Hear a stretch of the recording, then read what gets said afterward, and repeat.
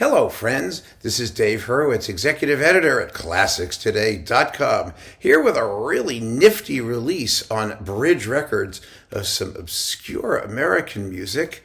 Ta-da! What do we have here? We have George Frederick Bristow's Symphony No. 4, the Arcadian, and William Henry Fry's Niagara Symphony. Now, both of these things have been recorded before, if my memory serves. One of them is discussed in the notes, so my memory serves quite well. Fry was famous for the Santa Claus Symphony. He wrote a bunch of symphonies in the 1850s, of which Niagara was one of them. It's really a symphonic poem, about 12 minutes long. Bristow, well, both of these guys were the first generation of Native American. I mean, born in American, but not Native American. Indian Native Americans. We'll get to that in a minute. Their dates were, Bristow was 1825 to 1898, and Fry was 1813 to 1864. And they're really kind of cool. Bristow's Fourth Symphony has subtitles. It's known as the Arcadian Symphony. They are number 1, Emigrant's Journey Across the Plains. It begins with a lonely solo viola and then sort of becomes rather conventional.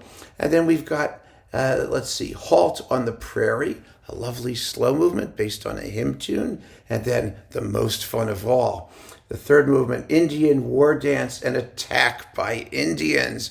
Oh, it's so deliciously not woke. I'm amazed that they even recorded this thing. My goodness, it would have been canceled. But no, they did it. Good for Leon Botstein and the orchestra now. Yes. I mean, it's really fun. It's really, really fun. And then Arrival at the New Home, Rustic Festivities and Dancing. Yeah.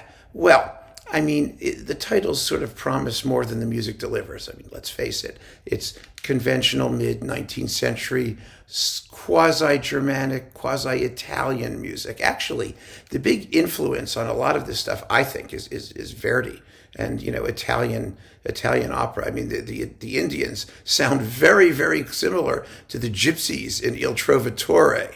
You've got sort of little trills and triangles going, and it's really kind of cute. It doesn't sound very threatening at all. And the finale, the Rustic Festivities and Dancing, well, it's kind of a tarantella.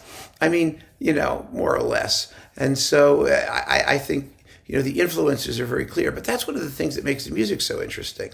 It's American. It's kind of a hodgepodge, a mixture of stuff. Now, the Niagara Symphony is quite something.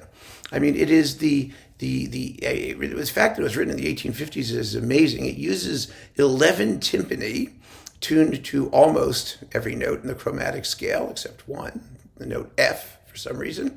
And it's got a snare drum too. And it's just a huge tone poem that does Niagara Falls. It's very similar to the Jan Leif's Icelandic disaster pieces like Dettifoss. That's his waterfall, a modern waterfall. It's going to be fun to compare the two, actually. But, it does have some themes in it, some tunes. The main tune of Niagara sounds suspiciously like the tuba miram from the Mozart Requiem. It's a trombone tune. It goes do do do do do do do. I mean, it does. That's the tune. It's like, well, you can only wonder, right? And then there's this sort of chorale business in the middle, and then the waterfall comes back, and it's very, very graphic. Most of the time, it's just texture and rolling drums and strings going like that. It's really fun. It's an incredibly entertaining piece, and it's only 11 minutes long, and it's remarkable for the 1850s. I mean, my goodness, it's just so graphic and uninhibited, and that's what's so nifty about it.